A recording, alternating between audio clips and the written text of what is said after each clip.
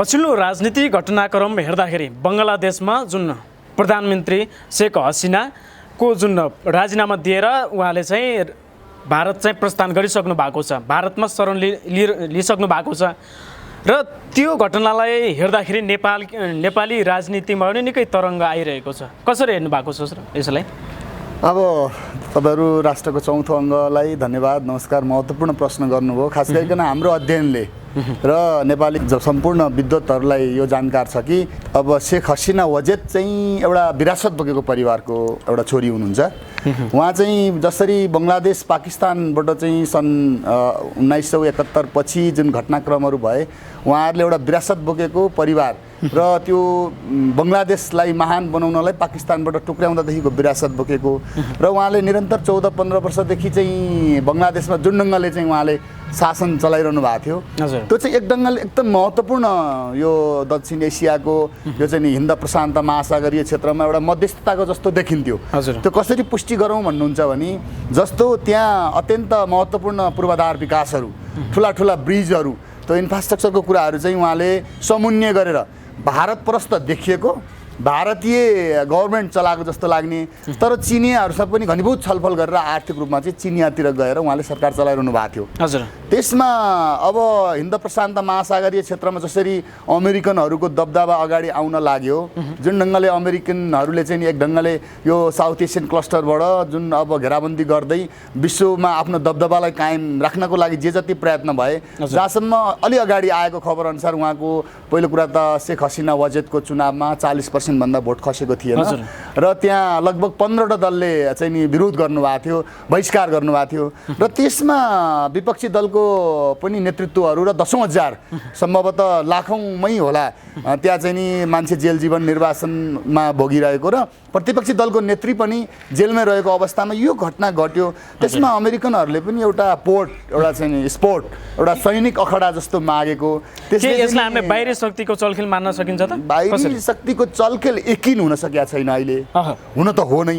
तपाईले भने अब कसको रह्यो? नेटो क्लस्टरधारी अमेरिकनहरूको रह्यो कि बा चाहिँ सिनो रसियन ब्रिक्सहरूको रह्यो? के चाहिँ नि महत्त्वपूर्ण प्रश्न छ। त्यस्तै अवस्था हाम्रो नेपालको आउला भन्न सकिने अवस्था देखिन्न नि अहिले पछिल्लो अवस्था। बङ्गलादेशको घटनालाई लिएर नेपालमा ठ्याक्कै अन्दाज गर्न चाहिँ कठिन कहाँनिर हुन्छ भने बङ्गलादेशमा यस्तो घटनाहरू भइरहन्छन् र अहिले बङ्गलादेशको घटनामा अझै पनि तपाईँलाई जोड्छु, त्यहाँ महत्त्वपूर्ण पाटो अहिले पनि विद्रोहमै छ। देश स्थिरता भइसकेको छैन र सेनाले सम्पूर्ण जनतालाई लुटपाटमा सहभागी हुन सहयोग गरिरहेछ। सरकारी अड्डाहरू, शेख वजेदको चाहिँ नि विभिन्न आफन्तहरू, क्रिकेटरहरू, राष्ट्रवादी शक्तिहरू, त्यो देशको माया गर्नेहरू, जस्तो यो आन्दोलन त एउटा चाहिँ आरक्षणको कुरा थियो। देशभक्त राष्ट्रवादीपूर्ण आन्दोलन गरेर बङ्गलादेश बनाउनेहरूको लागि आरक्षण बढी भयो, त्यो हुनु हुँदैन भन्दा त्यो चाहिँ सरकार आफै पनि शेख हसिना वजेदले घटाएर सरकारले अगाडि बढ्दा अदालतले रोकिदियो, स्टे अर्डर गर्यो। त्यसपछि फेरि विद्रोह झन् घनीभूत गएपछि अदालतले यस्तो खेल्यो, त्यसले सल्टाइदियो, फेरि होइन भन्यो घटाइदियो, तर आन्दोलन त रोकिएन। विद्यार्थी आन्दोलन त घुसपेट भयो। त्यहाँ अहिले पनि तपाईँको अब हिन्दूहरूको हिजो 2टा घर जलाएर मारेको घटना पनि आयो। त्यसै गरी अब हिन्दू त नभनौँ, नेपालीहरूले हिन्दू नै हो भन्छ, तर नेपालको सनातन सभ्यता सिद्ध्याउन आएको नेपालमा चाहिँ अब त्यहाँ के भयो, इस्कोन भन्ने छ, त इस्कोनको अड्डामा पनि आगजानी भएको रहेछ। त्यो भावनाले त्यहाँ के देखिन्छ भन्नुहुन्छ नि, कट्टरपन्थीहरूको चाहिँ नि को लागि कसको मुभमेन्टमा सहयोग भयो भन्ने कुरा अब खुल्छ होला। त्यो किनकि स्थिर भइसकेको छैन, अहिले पनि विद्रोहमै छ, लुटपाटमै छ। अवस्था के हुन्छ होला त? त्यहाँको जुन सैन्य शासन लागू गर्ने, अन्तरिम सरकार लागू गर्ने भनेर चाहिँ घोषणा त गरेको, तर पनि आन्दोलन त चर्किरहेको छ अवस्था। अब यसमा युरोप पनि विभाजन भयो। हजुरहरूले कसरी बुझिदिनुपर्छ भने यो हामीले नेपालीहरूले युरोपले त्यो अमेरिकन पर्सेप्सन लिगेसीलाई सम्मान गरेको देखिएन। युरोपियनहरूले प्रजातन्त्रको अलिकति कुरो गरेको छ, उसले डेमोक्रेसीको कुरा गरेको छ र प्रजातन्त्र पुनर्बहाली, मेन कुरा प्रजातन्त्रै रहने कि नरहने, सेनाले कस्तो किसिमको सरकार बनाउने भन्ने कुरा छ त्यहाँ। जस्तो अब फेरि त्यसमा अमेरिकनहरूको खुलेर के कुरा आयो भने अमेरिकन बहुत चतुर, जहिले संसारमा ऊ आफ्नो दबदबा राख्न चाहन्छ। हामी नेपालीहरूले पनि कुनै दिन सहयोग गरेको, महेन्द्र सरकारले दुवै हिलमा चाहिँ सदनमा छलफल गरेको, बहस गरेको, हाम्रो फोटो भिडियोहरू आउँछ नि त। त्यो अमेरिकन यति चतुर र चलाक छ, उसले के भनेको छ भन्नुहुन्छ भने मुख्य कुरा यो सरकार, यो जुन बहिर्गमन, शेख हसिना वजेदको बहिर्गमन र सेनाले बनाउने सरकारमा अघोषित रूपमा अमेरिकनहरूको चाहिँ सहयोग देखिन आएको छ। हामीहरूको बुझाइमा हाम्रो साइबा शक्ति नेपाल आज पनि पनि हामी छलफल गऱ्यौँ। हजुर। महामहिम श्रद्धेय अध्यक्ष पशुपति खड्का लगायतको हाम्रो ठुलो समूह हजारौँको सङ्ख्यामा छौँ हजुर। जो उपस्थित थियौँ। हामी 65 जना त्यहाँ सम्भवतः केन्द्रीय अभियन्ता उभिएर यसै विषयमा हामीले छलफल गरेका थियौँ। हाम्रो छलफलको निष्कर्ष, खास गरिकन मेरो प्रस्तावनाको निष्कर्ष र हामीले नोट गरेको हाम्रो चाहिँ नि हाम्रो मिटिङका पुस्तिकामा हामीले नोट गरेको, मेरै हातले नोट गरेको हिसाबमा चाहिँ के मैले नोट गरेको छु तपाईँलाई र हाम्रो बहुमत 65 जना सम्पूर्ण केन्द्रीय अभियन्ता साथीहरूको के मत रह्यो भन्नुहुन्छ नि, यसमा देशी विदेशी प्रतिक्रियावादी नै खेल्यो। त्यहाँ घटनाक्रम कस्तो भइदियो भन्नुहुन्छ भने त्यहाँको जिडिपी, पर क्यापिटल इन्कम, त्यहाँको विकास, इन्फ्रास्ट्रक्चर हेर्दा 15 वर्षमा शेख हसिना वजेदले एसियामा महान क्रान्तिकै अभियान चलाउनु भएको रहेछ। अब यो कुरा त के भन्दा हाम्रै मान्छे यस्तो भोका नाङ्गा निमुखा बनाइदियो, हामीलाई दरिद्र बनाइदियो अपराधीहरूले। हाम्रै मान्छे हजारौँको सङ्ख्यामा मेडिकल साइन्समा चाहिँ डक्टर पढ्न, विद्यावृत्ति गर्न त्यहाँ गइरहेछन्। यही प्रमाण हेर्नुहोस् न, हामीहरूकै प्रमाण हेर्नुहोस् न। यसले के देखाउँछ भन्दा बङ्गलादेश समृद्धितर्फ थियो, सुशासनतर्फ थियो, तर त्यहाँ के घटनाहरू भए, के कारणमा चाहिँ अवरोध आयो, अदालतले के खेल्यो। सेना, खास गरिकन सेना एउटा चाहिँ अमेरिकाले स्थायी अखडा मागेको अवस्था भनेर पहिला कुरा थियो। यदि अमेरिकाले त्यो चतुर्याइपूर्वक खेलेको भए अमेरिका पनि त्यहाँ अखडा चाहन्छ होला। त्यो बिआरआईमा पनि चिनियाहरूको ब्रिक्स सम्मेलनपछि बिआरआईमा पनि शेख हसिना वजेदले चाहिँ हामीलाई आर्थिक रूपमा चाहिँ उहाँले केही सहयोग लिएको, तर भारतीय प्रस्थ सरकार चलाएको हामीलाई त्यति वास्ता नगरेको भनेर त्यो हाम्रोमा जस्तो एमसिसीको काउन्टरमा बिआरआई त होइन नि त। जस्तो त्यहाँ पनि बिआरआईको उद्देश्य त मानव कल्याणकै देखिन्छ।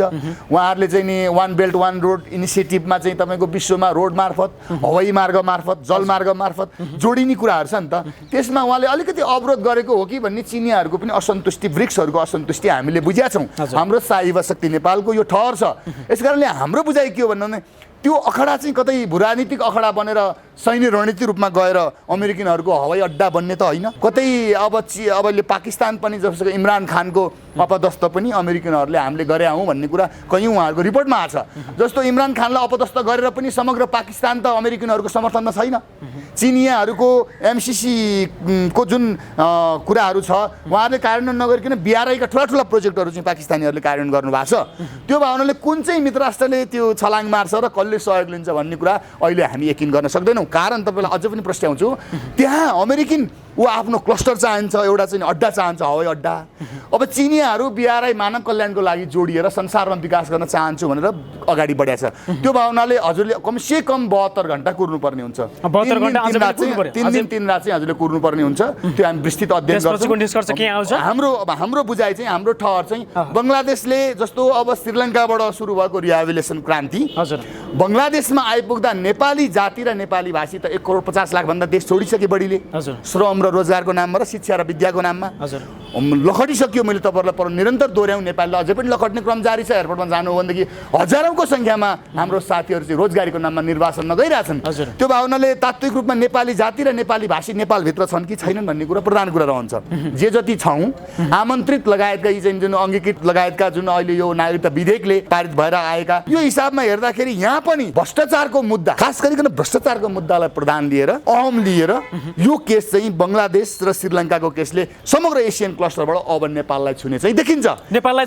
इमिडिएटली किन भन्दा यो सरकार जुन बन्यो, यो सरकार बन्ने मैले निरन्तर दोहोऱ्याइरहेको छु। अहिलेको सरकारलाई त धेरैले विश्लेषण अनुसार भ्रष्टाचारीहरू लिप्त भएको र भ्रष्टाचारीहरूलाई नै बचाउनको निम्ति बनेको नयाँ समीकरण हो भन्ने पनि टिप्पणी आइरहेको छ। त्यो अब उहाँहरूको एक्सन ओरिएन्टेसन जुन प्रोग्रेस सरकारले डेलिभरी दिन सकेका छैन, त्यो त अब जबसम्म उहाँले जनताको जीवनस्तरमा प्रत्यक्ष अहिले भर्खरै के भइरहेको छ, जनता यो काठमाडौँभित्र के कारणले बाढी जन्य भयो वर्षौँपछि, हामी खोलामा छिर्यौँ कि खोलो हामी कहाँ छिर्यो, त्यसको राहत र उद्धारको कुराहरूदेखि लिएर जनतालाई चाहिँ हरेक कुरा दैनिक डेलिभरी दिने कुरामा उहाँहरू चुकेको र उहाँले चाहिँ खालि उहाँहरू कसरी सल्टाउने भन्ने कुरामा चाहिँ यो भ्रष्टाचार जन्य अथवा अपराध जन्य प्रकृतिका घटनाहरू रोक्नको लागि उहाँहरूको चाहिँ एकता भएको छ भन्ने कुरा त बुझिन्छ। तर उहाँहरूले चलाउनु भयो नि, उहाँले जुन चिजहरू चलाउनु भयो, केही गर्छु भन्नेहरूलाई, केही उदाहरणीय कामहरू गर्नेहरूलाई, हिजो अन्धकारमा भएको नेपालीहरू साराका सारा लोड सेडिङमा थियो।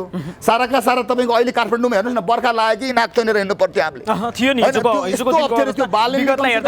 फेरि पनि सिस्डोलमा के गरिरहनु भएको छ, बन्चरी राणामा के गरिरहनु भएको छ, दीर्घकालीन बाटो घाटो बन्यो कि बनेन, त्यो अर्को कुरा सरकारले सहयोग गर्ने कुरा हो। ठिक छ, तर बालनले गरेको काम त राम्रो थियो नि, यो कामहरू। ठिक छ, हामी एकैछिन त्यतातिर जानेछौँ। जुन अहिलेका प्रधानमन्त्री केपी शर्मा ओलीले के भन्नुभएको छ भने जिन्दगी भ्रष्टाचार गर्दिन भन्ने कुरा एउटा उहाँले पनि अभिव्यक्ति दिनुभएको छ होइन।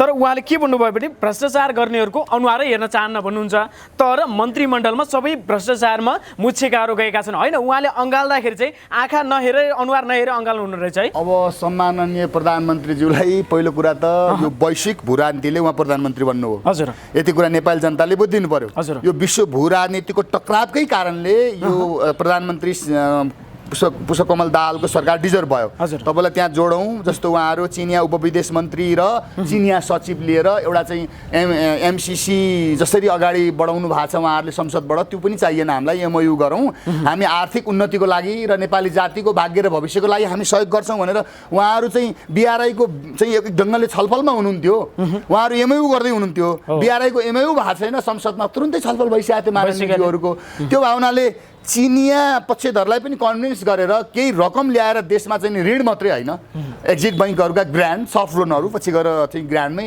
रूपान्तरण हुने हाललाई चाहिँ प्रोग्रेस दिनुपर्ने कयौँ बिआरआईको प्रोजेक्टहरू अगाडि बढेर एमओयू हुने क्रममा सरकार ढलेपछि यसलाई प्रष्ट नेपालीले बुझिदिनु पर्यो यो वैश्विक भूराजनीतिले बनाएको सरकार हो टक्राव यस्तो अवस्था थियो कयौँ कुराहरू यहाँका चाहिँ महामहिमहरू निर्वाचनमै जानुपर्ने कयौँ केसले चाहिँ निर्वाचनमा जानुपर्ने अवस्था थियो त्यो भावनाले उहाँहरूले सरकार बनाइसकेपछि भ्रष्टाचार रहित भ्रष्टाचार गरिदिनु भन्नु त यो हास्यास्पद हो यो त गोएबल्स हिटलरको सञ्चार मन्त्री थियो के गोएबल्स त्यसले 1000 पटक झुट बोल्नुहोस् सत्य साबित हुन्छ भन्नुहुन्थ्यो त्यस्तै यो चाहिँ सम्माननीय प्रधानमन्त्रीज्यूहरूको यो गठबन्धन सरकारले भ्रष्टाचारलाई निवारण गर्छु भ्रष्टाचारलाई न्यूनीकरण गर्छु हामी भ्रष्टाचार गर्दिनँ भन्नु चाहिँ अपमानजनक हो बरु पृथ्वीनारायण शाहको लिगेसीमा आएर भ्रष्टाचारको लागि भ्रष्टाचारको पैसा दिने घुस लिने घुस दिने दुवैलाई दण्ड गर्नको लागि यत्रो फाइलहरू खुल्या छन् कयौँ नारायण काजी श्रेष्ठजीहरूले स्वतन्त्र पार्टीले खोलेको फाइलमा जाउँ हजुर जुन प्रचण्ड सरकारले खोलेका र पूर्व गृहमन्त्री रवि लामिछाने अनुसन्धानमा रहेका व्यक्तिहरूलाई चाहिँ अहिले पुरस्कार दिएको छ तत्काल छानबिन गरौँ न खोइ त छानबिन गरे ती त मान्छे तर पुरस्कार रहेका मुद्दाका अधिकृतहरूले त उहाँहरूले त निलम्बन गर्नुभएको छ उहाँले सरुवा गर्नुभएको छ भएको छैन भन्ने नै हो भने त्यस्तो वैश्विक भ्रान्तिमा हो यो प्रचण्ड को सरकारको पालामा सचिवज्यू हुनुहुन्थ्यो मुख्य सचिव उहाँहरूले एक ढङ्गले निलम्बन जस्तै गरे हो नि त उहाँले धरौटी जस्तो पैसा राख्नु भएको छ नि भनेपछि त्यो सरकारमा त स्वयं सरकारमा सहभागी हुनुहुन्छ नेपाली काङ्ग्रेस पनि नेकपा एमाले पनि जब प्रचण्डलाई समर्थन गरेर सहयोग गरेर सरकार चलाउनु भएको छ उहाँहरूले चाहिँ नि मुख्य सचिवलाई उहाँहरू आफै दण्ड गर्नुहुन्छ कि यहाँ निजामती कर्मचारी मात्रै फटाहो निजामती कर्मचारी सम्पूर्णलाई उहाँहरू काम विवश बनाएर फाइल लेख्न बाध्य गराउनुहुन्छ हुनु नपर्ने हुन नहुने फाइलहरू नेगोसिएसन गरेर भिओ गरेर उहाँहरू लेख्न लगाउनुहुन्छ अनि निजामती कर्मचारीलाई मात्र ब्लेम लगाएर चाहिँ मुख्य सचिवलाई उहाँहरूले दण्ड गरेकै हो नि धरौटी गरेको त्यो भावनाले निजामती प्रशासन यो अहिले यिनीहरू यो पार्टी विरुद्ध सरकार विरुद्ध उहाँहरूको पर्सेप्सन गइसकेको छ यो देशमा निजामती कर्मचारीले विद्रोह गर्नेवाला छ निजामती कर्मचारी यो देशमा विस्फोट भयो भने अवस्था सिर्जना हुन्छ निजामती कर्मचारी प्रशासन यो देशको सच्चा देशभक्त नागरिक सम्पूर्ण देशभक्तहरूले यस्तो अभियान चलाउँछन् भ्रष्टाचारको विरुद्धमा स्वयं निजामती कर्मचारी यो फाइल लेख्दिन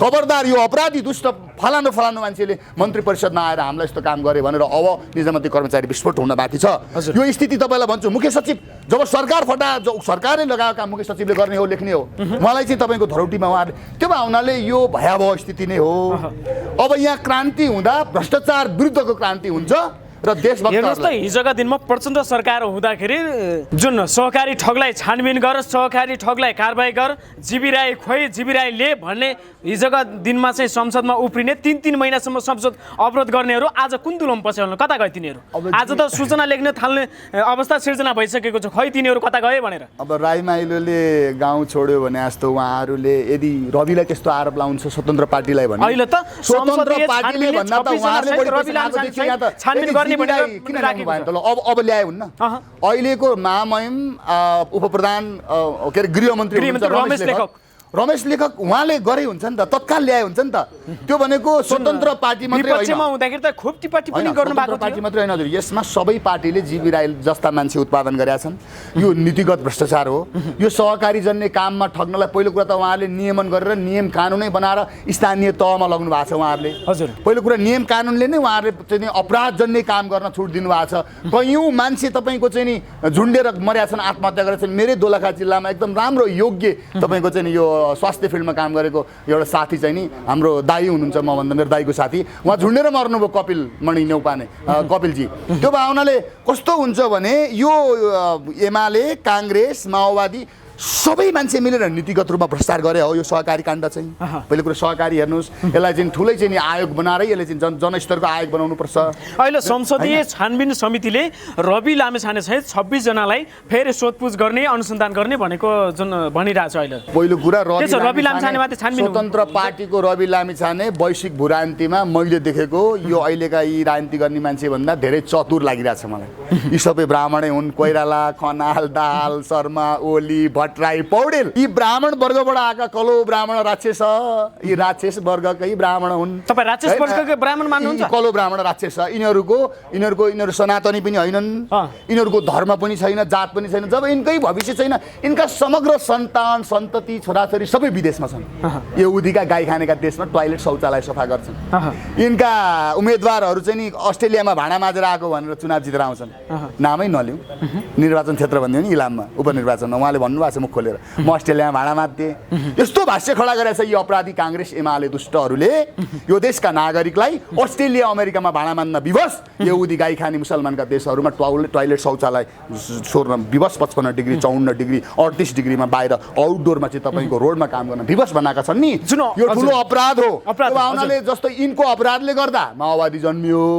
माओवादीले हाम्रा दाइ भाइको घाँटी काट्यो नेपाली जनतालाई त्यो गलत बाटोबाट आयो त्यसले केही गर्न खोज्दा गर्छु भन्दा पनि यिनीहरूले अवरोध गर्यो उसले राजासँग दरबारसँग सहकार्य गरेर साँठगाँठ गरेर यी भ्रष्टलाई कारवाही गर्छु भनेर हापुरेदेखि लिएर बैठक गरेर चाहिँ आफ्ना चाहिँ नि नारायण काजी श्रेष्ठ त्यसै गरी कृष्णबहादुर महरा त्यसै गरी राजप्रतिनिधि तपाईँको स्वर्गीय हाम्रो वीरेन्द्रको ज्वाइँ गोरख त्यो मेरो मोबाइल थियो नि त्यो बेला उहाँको मालिक र यताबाट 2 तारे जर्नल चाहिँ रुक्माङ्गद कटवाल उहाँहरू मिटिङ गरेर चाहिँ छलफल गरेर राष्ट्रवादी शक्ति एकबार जान पर्छ भनेर निष्कर्षमा पुग्दा पनि फेरि माओवादी बोकेर नोएडा हुँदै दिल्लीमा गएर चाहिँ एसडी मुनि सीताराम येचुरी प्रणब मुखर्जी सोनिया गान्धीसँग छलफल गरेर 12 बुँदे सम्झौता त्यो भयो भने राष्ट्रवादी शक्ति पनि एकता हुन नदिने पनि काङ्ग्रेस एमाले त्यसपछि पनि गर्न दिया भए हुन्थ्यो अहिले बुझ्दा त्यतिखेर हामीले विरोध समर्थन के गर्यौँ कुलबहादुर खड्का त मेरो दाजुभाइ नै हुनुहुन्छ तर कुलबहादुर खड्कालाई जसरी प्रधान सेनापतिमा ल्याएर रुक्माङ्गदलाई चाहिँ एउटा दण्ड दिएर अगाडि बढ्न खोजेको थियो त्यसमा नेपालीपन केही आउँथ्यो कि अपराधी गरेर 17,000 मारेर मेरो दाइको घाँटी काटेर आए पनि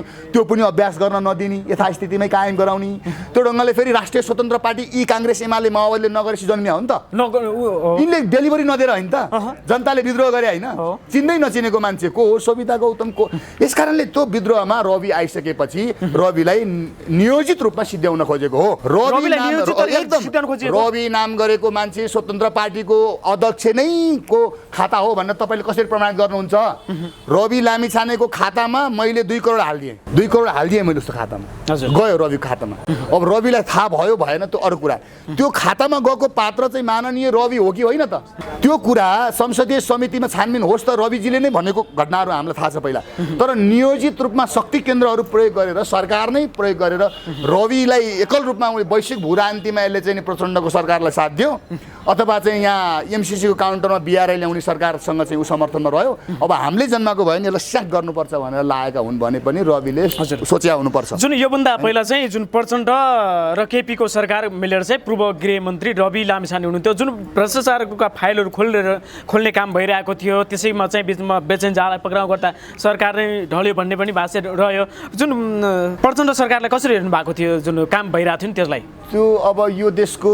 दुर्गति हुनको लागि पहिलो कुरो काङ्ग्रेस एमाले 47 सालमा ठिक ढङ्गले काम गरिदिएको भए किसिमजीको पर्सेप्सनमा गएर 47 को संविधान कार्यान्वयन गरेर यो देशको नेपाली जातिको भाग्य र भविष्यको लागि सोध्या भए त पहिलो कुरो माओवादीको 51-52 नै आउँदैन यो काङ्ग्रेस एमालेको डिजाइनमा ग्रान्ड डिजाइनमा खास गरिकन मदन भण्डारीको हत्यारा र महाकालीको मुहा नै पत्ता नलगाइकन सन्धि गर्नेहरूको ग्रान्ड डिजाइनमा माओवादी जन्म्यो माओवादी जन्मेपछि राम्रो नराम्रो के भयो उहाँहरूको चाहिँ नि जुन प्रचण्डको लाइन नजितेर बाबुरामको लाइन जित्यो संविधान सभामा आयो दुर्भाग्य हामीले पटक पटक दोहोऱ्याइरहेको छौँ र प्रचण्डको लाइन दुर्भाग्यवश हारेपछि दरबारसँग पनि समन्वय भएन 61 साल माघ 19मा सल्लाहमा चाहिँ ज्ञानेन्द्र सरकारले चाहिँ टेकओभर गर्नुभएको थियो उहाँले जुन उहाँले त के गरेर निरङ्कुशता लादे भन्नुहुन्छ के भन्नुहुन्छ 2-3 वर्षको लागि म सम्हालेर चुनाव गरेर दिन्छु भन्नुभएको थियो माओवादीसँग छलफल भएको थियो त्यो माओवादीलाई खोसेर दिल्ली पुर्याउने पनि यिनै काङ्ग्रेस एमाले त्यो भए उनीहरूले पछिल्लो चरणमा आत्मसमीक्षा गर्नुभयो होला, छोरो पनि रहनु भएन, महामहिम अब सीता दाहाल पनि रहनु भएन, त्यो भए उनीहरूले उहाँको पारिवारिक पृष्ठभूमिमा पनि जीवन के हो त अलिकति सनातनी पनि केही अध्ययन गर्नुभयो होला, त त्यसपछि केही दिनुपर्छ भन्ने हिसाबमा वास्तवमै भन्ने हो भने 110 दिन चलेको सरकार त प्रचण्डको धेरै राम्रो सरकार थियो। राम्रो भन्नुहुन्छ यसलाई? यो कारण दिन्छु म, विश्व भ्रान्ति सन्तुलन हजुर जस्तो उहाँहरूले केही बुदाहरू थप गर्नु भएको छ नि त, परिमार्जित परिष्कृत बुदाहरू त्यही एमसिसीको काउन्टरमा के यो चाहिँ हुनुपर्छ भनेर सबसँग छलफल गराउनु भएको छ। अनि बिआरआई प्रोजेक्टहरू लगेर अरू मित्र राष्ट्रसँग पनि ग्रान्टको कुराहरू, सफ्ट लोनका कुराहरू गरेर एमओयूको प्रक्रियामा जानुभएको थियो। सनातन धर्म सभ्यता सिद्ध्याउन त जहाँ जहाँ माओवादी पुग्यो त्यहाँ बाइबल पुग्यो, क्रिस्चियनिटी पुग्यो, हामीले विरोध गरिरहेछौँ। तर पछिल्लो चरणमा जुन यहुदीहरूले खास गरिकन क्रिस्चियनिटीका यहुदी है, ती मान्छेले जुन ढङ्गले हाम्रो धर्म सभ्यता नाच्नलाई ओम श्री अ आ इ री हटाएपछि ऋषि छैन, ऋषि नै छैन, यो ढङ्गले री पनि हटाउने ओम, यो चाहिँ पुष्पकमल दाहालको सरकारले साउन 9 गते फैसला गर्यो। महामहिम न्यायाधीशहरू धन्यवादको पात्र हुनुहुन्छ। भन्ने ढङ्गले केही ढङ्गले करेक्सन गरिरहेको थियो, हामीले झकझकाउन जनताको सामु चाहिँ जाने र जनताको पक्ष लिएर चाहिँ काम गर्ने चाहिँ हुटुटी बगिरहेको थियो पछिल्लो समय देखिया थियो। किनभने किसानको लागि मल बिउ बिजनको कुराहरू पनि उठ्यो, त्यो सहज ढङ्गले सल्टे जस्तो लागिरहेको सहजै ढङ्गले अगाडि भइरहेको थियो र भ्रष्टाचारीहरूलाई बिस्तारै पकड्ने काम र फाइलहरू खोल्ने काम अगाडि बढिरहेको थियो। यहाँ धेरै ठुला मान्छे निर्वाचनमा जान थालेपछि त यो सरकार ढल्ने नै थियो। खास गरिकन राष्ट्रको चौथो अङ्ग तपाईँहरू उहाँ कैलाश सिरोहियाले पनि चलाइरहनु भएको छ। उहाँहरूले के थियो थिएन, राम्रो नराम्रो छलफल हुन्छ। उहाँको नागरिकता वंशजको हो कि वंशज अङ्गीकृत हो कि 2007 सालमा मातृका कोइरालासँग आएको घाँसीराम मारवाडी, उहाँको छोरा कैलाश सिरोहिया, अब के हो भने रविले छानबिन गरेपछि हजुर त्यहाँ खोइ त रविलाई जय जयकार गरेर यी चाहिँ देशी विदेशी कहाँबाट आएका मान्छेले हाम्रो देश कब्जा गरे, हाम्रो बैंक तथा वित्तीय संस्था कब्जा गरे, हाम्रो देश कब्जा गरे, हाम्रा विरुद्धमा बाल मन्दिर बालवाटार सब खाए भनेर कोही पनि आएन रविको जय जयकार गर्न।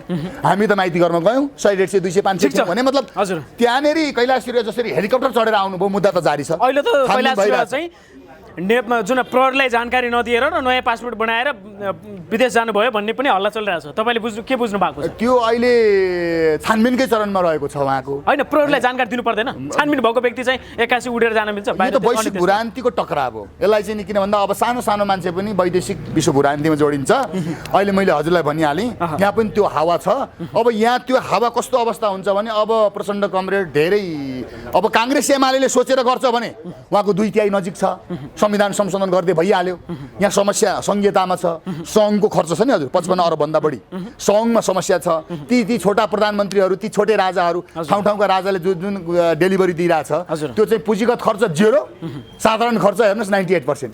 यसले के देखाउँछ भने अहिले समस्या भनेको सबै धर्म हट्ने, सबै सनातनी धर्म। अब यहाँ क्रिस्चियनिटी त थिएन है हजुर, जयस्थिति मल्लले ल्याएको, अब क्रिस्चियनिटीको पनि कुरा गर्छन्, सबै धर्म मान्न पाउनुपर्छ भन्छन्। सबै धर्मको समन्वय गर्ने सनातन वैदिक हिन्दू अधिराज्य नेपाल, त्यसमा पृथ्वीनारायण शाहको सम्मान भएको र यो संहितालाई चाहिँ डिजर्भ गरेर तत्काल डेलिभर दिने, तत्काल जनतालाई दिने केही काङ्ग्रेस एमाले सोच्यो भने सोचिहाले, अरूले सोच्यो भने। हजुर रामचन्द्र सर, एकैछिन तपाईँलाई रोकेँ मैले, जुन एकैछिन जम्बा हाने मैले, जुन अहिलेका प्रधानमन्त्री केपी शर्मा ओलीले यो देशमा भएका राम्रा मान्छे जुन बालेन शाह कुलमानलाई देख्नै चाहनुहुन्न, आँखाको कसिङ्गर भएका छन् अहिले बालेन शाह र कुलमान, कसरी हेर्नु भएको? अब यो त स्थिति कस्तो छ भन्नुहुन्छ भने एकजना बालेन्द्रले अथवा कुलमान घिसिङकै कारणले सरकार ढल्ने अवस्था बन्छ है। तपाईँलाई म भनिदिन्छु, मैले यो 90 दिनसम्म सरकार टिकाउनु चाहिँ महामहिम सम्माननीय प्रधानमन्त्रीज्यू यसो नगर्नुहोस्, केपी शर्मा ओलीज्यू यसो नगर्नुहोस्, हजुरको पिताजी नि हुनुहुन्छ, कमसेकम पिताजीलाई नि सोध्नुहोस्। जो मान्छे युवा बालेन्द्र शाहले के गर्नुभयो के गर्नु भएन,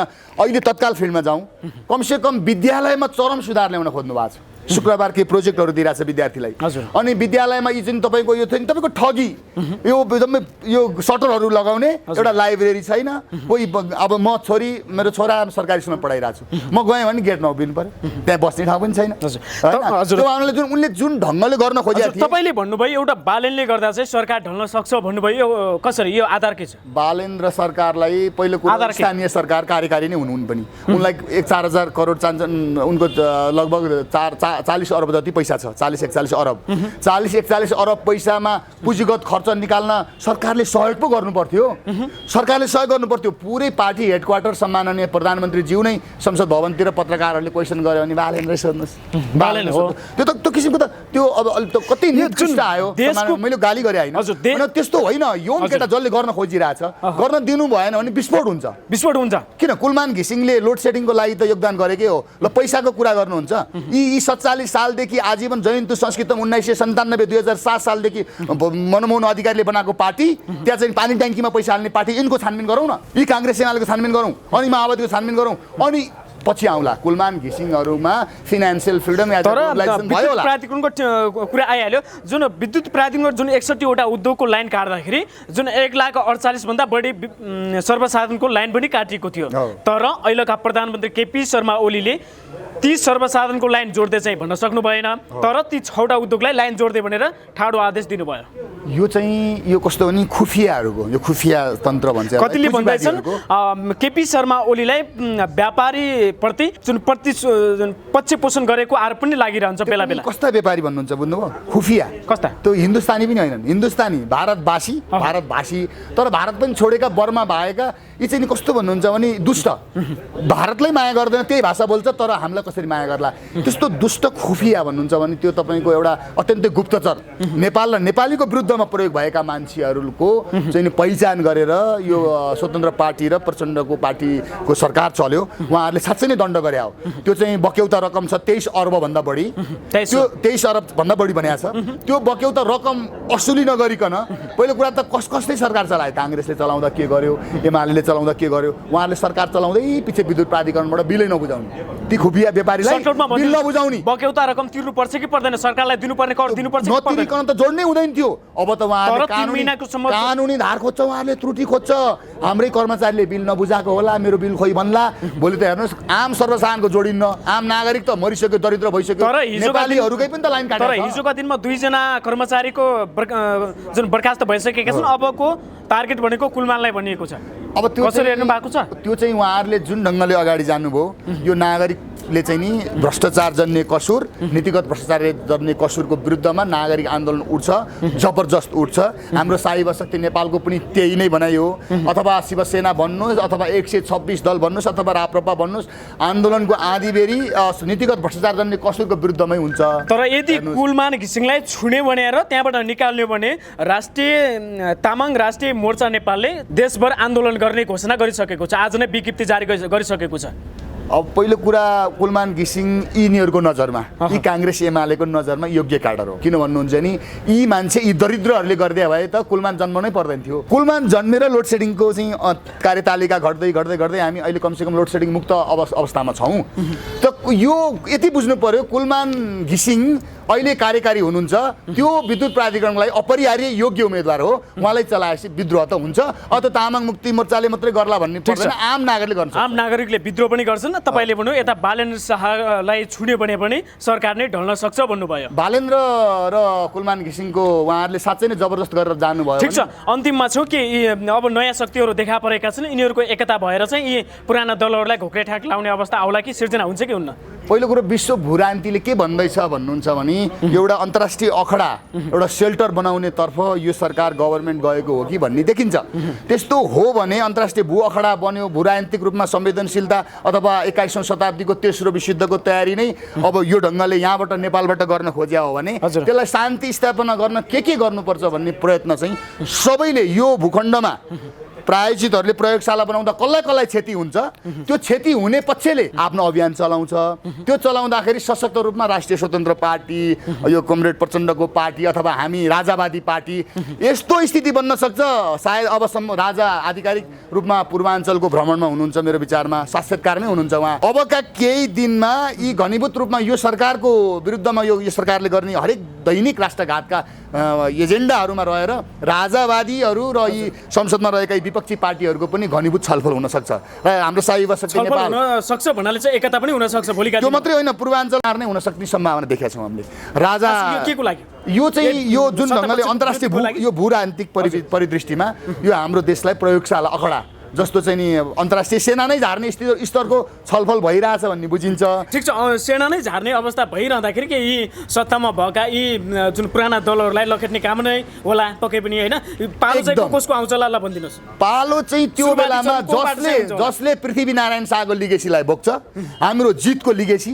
हिजो हामीले चाहिँ नि नालापानी गढी, विजयपुर गढी, जितपुर गढी, चिसापानी, मकवानपुर गढी या सिन्धुलीको 1700 भन्दा बढी चाहिँ किनलकको चाहिँ हामीले चाहिँ नि देहान्त गराएर लखटेको जुन विरासत छ, पृथ्वीनारायण शाहको विरासतलाई सम्मान गरेको, तर नेपालीको लागि नेपाली जाति र नेपाली भाषीको उत्थान गर्ने, कमसेकम नेपाली भएर बाँच्न पाउनु पर्यो नि हजुर। नेपालैमा 1,50,00,000 नेपालीले देश छोडे हजुर, एक छाक खानलाई, एक धरो लुगा लाउनलाई। यही इन्फ्रास्ट्रक्चर, उद्योग धन्दा, कल कारखाना, यसको लागि युवा नेतृत्व, युवा दस्ता आउँछ। यो खास गरी भ्रष्टाचारजन्य कसुरका विरुद्धमा अभियान चल्छ। बालेन्द्रलाई र उहाँहरूले कुलमान घिसिङलाई चलाउनु भयो भने त्यो न्यू मात्रै हुन्छ होला। जसरी बङ्गलादेशको एउटा आरक्षणको न्यू थियो, त्यसै गरी नै यो चाहिँ नि भयावह स्थिति हुनसक्छ। हुन्छ, समय संवादको लागि यहाँलाई धेरै धेरै धन्यवाद। धन्यवाद।